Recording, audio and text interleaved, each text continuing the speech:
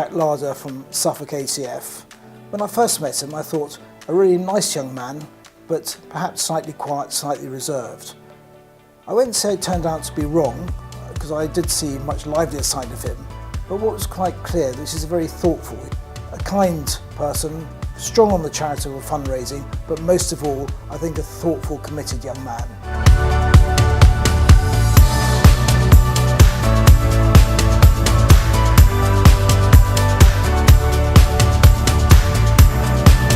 Georgia Allison from Crowborough Air Cadets. The first time I saw her, she was smiling, and I don't think that smile ever left her face throughout the whole 4 days.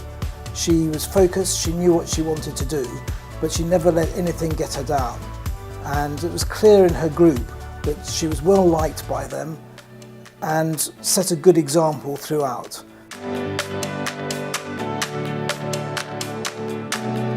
When I first met Larissa Faldo from Chelmsford Sea Cadets, she came with a big smile on her face and was determined to enjoy herself.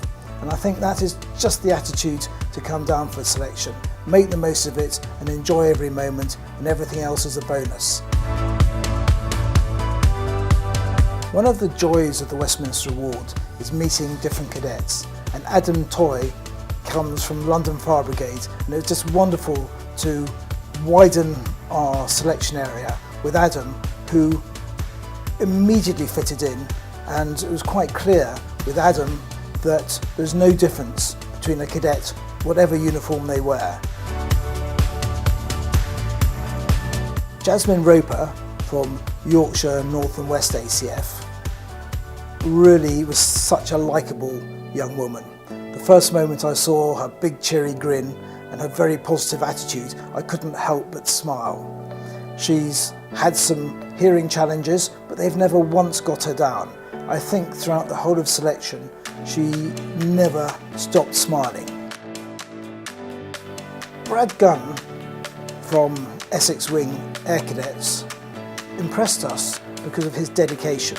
When he arrived, he was a focused young man who knew he wanted to be a winner and was going to do everything in the nice sense that would help him achieve that aim. And I understood a lot more about him when I found out earlier on he wanted to become a pilot.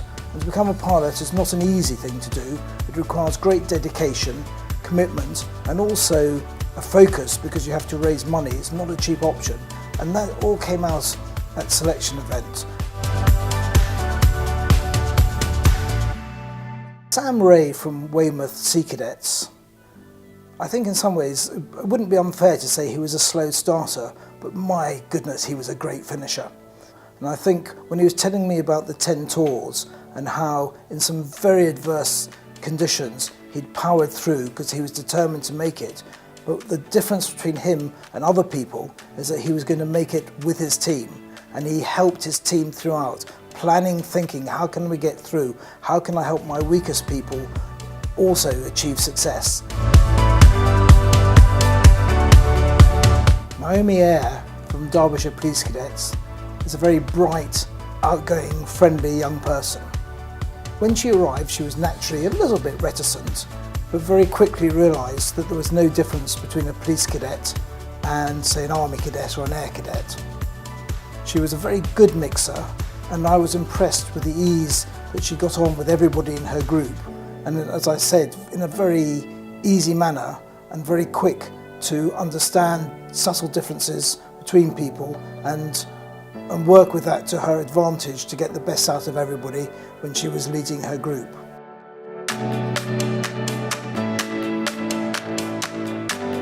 Alex Anderson from Caerleon Squadron in South Wales. I immediately took to him when I first met him, and then when I spoke to other people, they had the same impression. An extremely likeable young man, not pushy in any way, but just determined to get stuck in and show his best. I was delighted when William Bond from Sherburn CCF was nominated, because Sherburn is very new to our scheme, and therefore it often takes a while for schools to find somebody that they feel is appropriate to nominate. William is extremely appropriate. He was a very determined young man, unassuming, but totally focused throughout every tasking activity. Katie Sewell from Walsall Sea Cadets. I think what most impressed us about Katie was, first of all, her great personality shone throughout the whole competition, but also as I got to know her and learn about what she'd achieved outside the cadets, it was her charitable work. For example, she'd been to Uganda to help in a school there, and of course that will set her in great stead when she goes to South Africa, when they spend 3 or 4 days working in a school with some very underprivileged young people.